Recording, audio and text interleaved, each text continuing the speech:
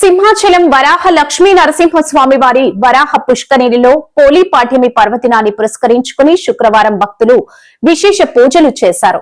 సింహాచలం దేవస్థానం ఏర్పాట్ల గురించి భక్తులు ఏమన్నారో చూద్దాం.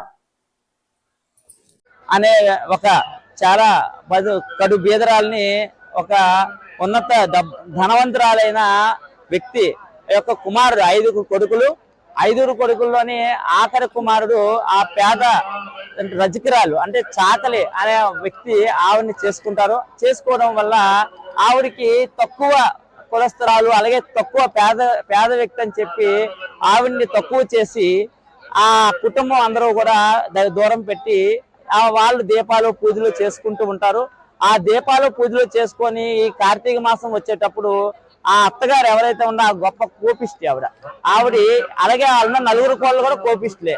కాబట్టి వాళ్ళు ఏం చేస్తారంటే వాళ్ళు కూడా ఈవిడిని వదిలేసి అందరూ వెళ్తే ఈవిడ ఇంటికాడ ఉండి ఆ యొక్క కార్తీక మాసంలోని ఆ యొక్క పరమేశ్వరుడికి ఇంట్లోని నిత్యం దీపం పెట్టుకుంటూ ఆ ఒత్తు ఏదైతే చీర ఉందో చీరని ఒత్తు చేసుకొని కవ్వం యొక్క నెయ్యిని తీసి దీపం పెట్టి ఆ భగవంతుడిని ఆరాధిస్తూ ఉండేది.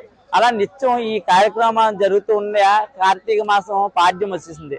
ఈ పోలిపాడ్యం రోజు ఆ పోలమ్మ తల్లి ఆ పుణ్యకాలం కార్యార్థం చేయడానికి దీపారాధన వదలడానికి కోనేరు దాకా అవకాశం లేదు.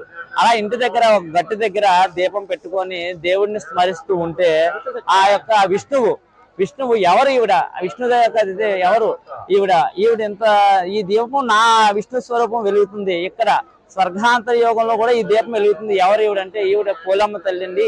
ఈవిడ నిత్యం దీపారాధన చేస్తుంది, ఎటువంటి ఆడబనాలకు వెళ్ళదు అని దీని సత్యం. అప్పుడు ఆ విష్ణువు ఆవిడికి మోక్షం కలిగిన గరుడు వాహనాన్ని పంపిస్తే ఆ గరుడు వాహనం మీద ఆవిడ ఆ గరుడు వాహనం ఎక్కి బయలుదేరుతుంటే చుట్టుపక్కల వాళ్ళందరూ చూసి ఏటి ఈవిడిని తీసుకొని వెళ్తున్నారు, ఈ గరుడు వాహనం విష్ణు రూపం వచ్చి తీసుకెళ్తుందంటే అనుకునేటప్పటికి అత్తవారు వాళ్ళు అక్కడికి వచ్చేటప్పటికి ఆవిడని తీసుకుంటే ఆవిడ కాళ్ళు పట్టుకొని పైకి వెళ్తుంటే గరుడు వాహనం ద్వారా వాళ్ళ చేతులు తగ్గొట్టి వాళ్ళ కిందకి పడేసి ఈవిని విష్ణు లోకానికి తీసుకెళ్లారు. అంటే దీనికి అర్థం ఏమిటంటే పూజని శ్రద్ధతో చేయండి, ఈర్ష్యతో చేయకండి.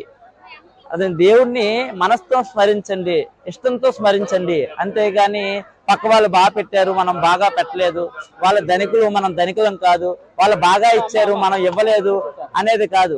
ఈ యొక్క దీని సారాంశం ఏంటంటే నువ్వు చేసిన దైవాన్ని స్మరిస్తే దైవం అనుగ్రహం మీకు లభిస్తుంది అనే ఉద్దేశంతో దైవాన్ని స్మరించమని ఈ యొక్క కార్తీక దీపాన్ని వరం కింద భావిస్తారు. నేను విశాఖపట్నం 1 టౌన్ నుండి వచ్చాను. ఈరోజు పోలిపాడ్యం సందర్భం మేము ప్రతి సంవత్సరం 10 సంవత్సరాల నుంచి ఇక్కడికి వస్తున్నాం. ఇక్కడ వచ్చి లక్ష్మీ నరసింహస్వామి కోనేట్లో స్నానం చేయడం వల్ల మాకు మా కుటుంబానికి మా ఒంట్లోని ఆరోగ్యం బాగుంటుంది.